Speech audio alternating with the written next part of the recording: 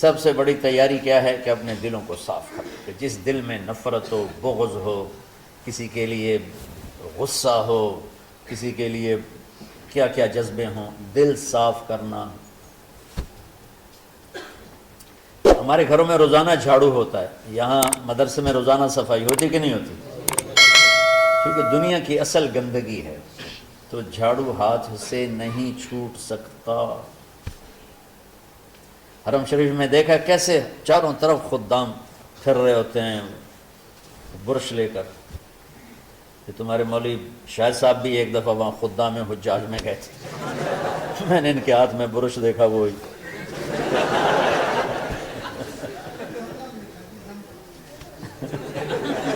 وہ حرم ہی ہے۔ کون سا سن تھا؟ 97۔ تو دل پہ غبار ایسے آتا ہے جیسے صحن میں غبار آتا ہے، دل پہ گندگی ایسے آتی ہے جیسے صحن میں آتی ہے۔ تو ہم نے نظام بنایا ہوا ہے، لوگ مقرر ہیں وہ روزانہ جھاڑو دیتے ہیں۔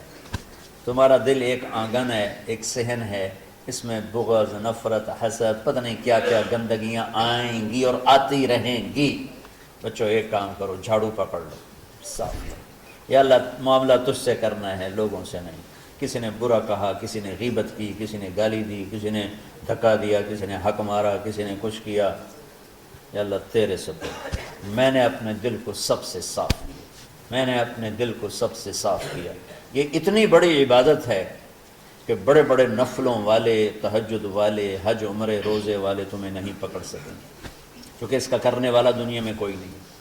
نفل پڑھنے والے تو بے شمار ہیں، عمرے کرنے والے بے شمار ہیں، علماء بے شمار ہیں، حاجی بے شمار ہیں، سخاوت کرنے والے بے شمار ہیں، لیکن اس ٹکڑے کو صاف کرنے والا لاکھوں میں ایک بھی نہیں ہے۔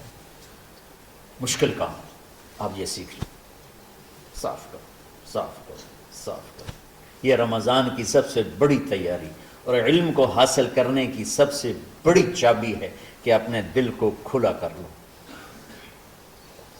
کوئی چیز خالی ہوگی تو کچھ آئے گا۔ جس دل میں بغض بھرا ہو، نفرت بھری ہو، حسد بھرا ہو، کینہ بھرا ہو، اس میں خاک آئے، اس میں تو علم کی ایک کرن بھی نہیں آئے گی۔ اس زبان سے چاہے جتنے مرضی موتی بکھیرے، دل اس کا اندھا ہوگا۔ لا تعمل الابصار ولكن تعمل القلوب التي في الصدور۔ یہ آنکھوں سے اندھے نہیں، دل سے اندھے ہیں۔ تو بچوں اپنے دل کو صاف کرنا سیکھو۔ وہ کتنی مشہور حدیث ہے، آپ نے کہا اس دروازے سے ایک جنتی آ رہا، تو ایک انصاری صحابی داخل ہوئے، جوتا ہاتھ میں، داڑھی میں وضو کا پانی۔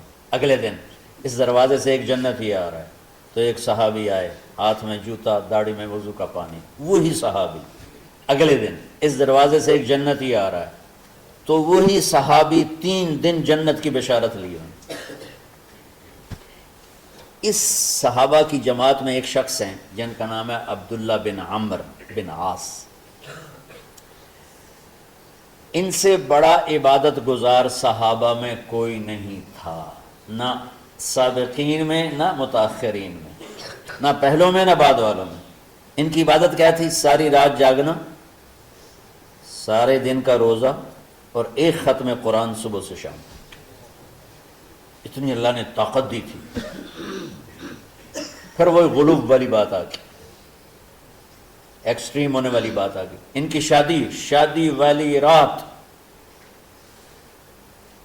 حجلہ عروسی میں داخل ہو رہے ہیں، دلہن کے کمرے میں داخل ہو رہے ہیں، اور مصلی بچھا کے اللہ اکبر، اور دیر نفل تے نفل، دیر نفل تے نفل۔ تو ان کی بیگم نے دیکھا تو وہ بھی خیر کا زمانہ تھا، انہوں نے بھی وضو کیا اور پیچھے مصلی بچھا کے وہ بھی فجر تک نفل پڑھتے رہے۔ صبح ہوئی تو حضرت عمرو بن عاص رضی اللہ عنہ نے پوچھا بیٹی رات کیسی گزری؟ کہا جی ماشاءاللہ آپ کے بیٹے تو بڑے عبادت گزار ہیں، ساری رات نفلوں میں ہی گزری۔ تو وہ ان کو شکایت کر دی۔ حضرت عمرو بن عاص کو اتنا غصہ چڑھا، بیٹے کو تو کچھ نہیں کہا، کتنی حکمت کی بات ہے، سیدھے گئے اللہ کے نبی کے پاس، یا رسول اللہ یہ عبداللہ دیکھیں کیسا نادان ہے، اس کی شادی کی ساری رات نفل پڑھتا رہا۔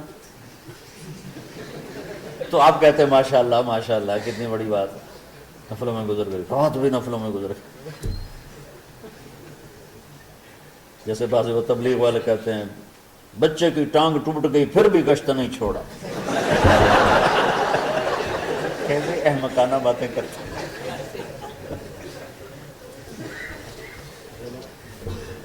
تو آپ نے حضرت عبداللہ بن عمر کو بلا کے ڈانٹا کہ تو نے مہینے میں 3 دن روزے رکھنے ہیں، بس نہیں رکھنے، اور ہفتے میں 1 قرآن ختم کرنا ہے۔ کہا یا رسول اللہ میرے اندر طاقت زیادہ ہے۔ پھر اچھا 15 دن روزے رکھنے، یعنی میرے اندر طاقت زیادہ ہے۔ آپ اس کو تھوڑا تھوڑا کر کے گھٹاتے رہے، اور وہ ہر دفعہ نہیں یا رسول اللہ میرے اندر طاقت زیادہ ہے۔ تو آخر میں آپ نے کہا اچھا چلو 100 میں داؤدی پہ آ جاؤ، 1 دن روزہ رکھو، 1 دن افطار کرو، اور 3 دن سے پہلے قرآن ختم نہیں کرنا۔ تو آپ نے اس کو پیچھے کیا۔ یہ بیٹھے تھے اس محفل میں، ان کے دل میں آیا کیا یہ بزرگ مجھ سے زیادہ عبادت کرتے؟ رات میں ساری جاگتا ہوں، دن روزہ رکھتا ہوں، 1 ختم کرتا ہوں، تو جنت کی بشارت تو مجھے ملنی چاہیے تھی، ان کو کیسے مل رہی؟ یہ کسی کتاب میں نہیں لکھا کہ یہ ان کا جذبہ تھا، لیکن جو کہ میں ان کی سیرت کو جانتا ہوں تو مجھے خیال آتا ہے کہ ان کی نفسیات میں یہ بات آئی ہوگی، چونکہ صرف انہی کو خیال آیا کہ میں جا کے دیکھتا ہوں کہ یہ بزرگ کیا کرتے ہیں۔ تو ان کے پاس پہنچ گئے، چاچا ذرا، وہ ادھیڑ عمر تھے، چاچا وہ میرے ابا تھوڑے ناراض ہیں، تو کچھ دن آپ کے پاس گزار لوں؟ کا بیٹا بسم اللہ آ جاؤ۔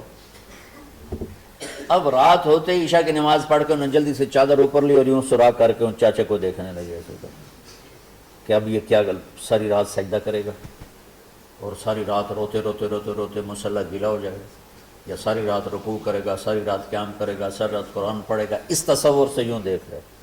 اور وہ بزرگ صحابی تشریف لائے، سرانے پہ سر رکھا، اللہم بسمک اموت و احیا، ہو گئے۔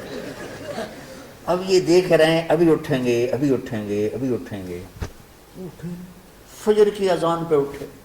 اب یہ تو حیران پریشان ہو گئے کہ یہ کیا ہو؟ اس زمانے میں تو منافق تہجد نہیں چھوڑتے تھے ڈر کے مارے کہ پتہ نہ چل جائے ہمارے کفر کا، تو یہ چاچا جنت بھی لے گیا تو ستا بھی پیا کہ چلو کل دیکھوں گا۔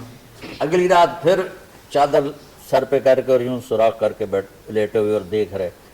چاچا پھر تشریف لائے اور سرانے پہ سر رکھا، اللہم بسمک اموت و احیا، ہو گئے۔ فجر کی اذان پہ اٹھے، یہ اور پریشان ہو گئے کہ میرا نبی کا فرمان تو سچا ہے، اس میں تو شک بھی کفر ہے، لیکن عمل کیا ہے جس پر اس کو جنت کی بشارت ملی؟ 2 رکعت نفل بھی نہیں۔ اور آج کے دور میں تم میں سے ماشاءاللہ اکثر بچے تہجد پڑھتے ہیں کہ 1 رات اور دیکھوں گا، تیسری رات اللہم بسمک اموت و احیا، ساری رات۔ تو تیسری رات پھٹ پڑے عبداللہ بن عمر، کہنے لگے چاچا میری ابا سے کوئی لڑائی نہیں تھی، 3 دن میں تیرے بارے میں سنتا رہا، جنتی جنتی جنتی، میں دیکھنے آیا تھا کہ آپ کیا کرتے ہیں، آپ تو کچھ بھی نہیں کرتے ہو، ساری رات سوتے رہتے، اب کیا کرتے ہو؟ میں کہا بیٹا یہی ہے جو تم نے دیکھا ہے۔ اب ان کو سمجھ میں نہیں آ رہا کہ یہ جوڑ کیسے بٹھاؤں، ادھر جنت کی بشارت، ادھر ساری رات خراٹے، اب یہ اس میں جوڑ کیسے بٹھاؤں؟ کیونکہ نبی کی بات تو غلط ہو نہیں سکتی۔ تو اب وہ نا ایسے نا بڑے بے دل سے ہو کر واپس مڑے، پتہ نہیں کی چکر ہوئے گی کوئی گل۔ جب وہ دروازے تک پہنچے تو کہنے لگے بیٹا ادھر آنا، واپس آ گئے۔ کہا میں تمہیں اصل راز کی بات بتاتا ہوں۔ کہا کیا ہے؟ کیا؟ تو یہاں ہاتھ رکھا، کہا یہ جو دل ہے نا اس میں کسی انسان کی نفرت نہیں۔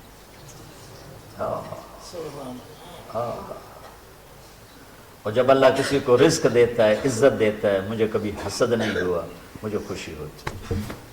تو عبداللہ بن عمر نے کہنا تھا ہاں یہ بات ہے، نہیں، ان کو ہاذا ہوا، اچھل کے کہنے لگے ہاذا ہوا، ہاں ہاں ہاں ہاں یہی ہے یہی ہے یہی ہے۔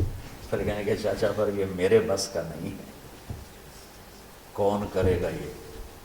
اتنے بڑے آدمی ہو کر کہہ رہے ہیں کہ یہ میرے بس کا نہیں۔ تو بچوں دنیا میں جنتی بننا ہے اور علم اللہ سے لینا ہے تو اسے صاف کر دو، سب کی نفرت سے۔ اس نے مجھے یہ کیوں کہا، اس نے مجھے یوں کیوں دیکھا، اس نے میرے بارے میں یوں کیوں کہا، اس نے میرے بارے میں یہ کیوں لکھا۔ جس کی تعریف ہوتی میری کتنی برائی ہوتی، صرف تعریف تو نہیں، بھرا پڑا سوشل میڈیا مجھے گالیاں دیں.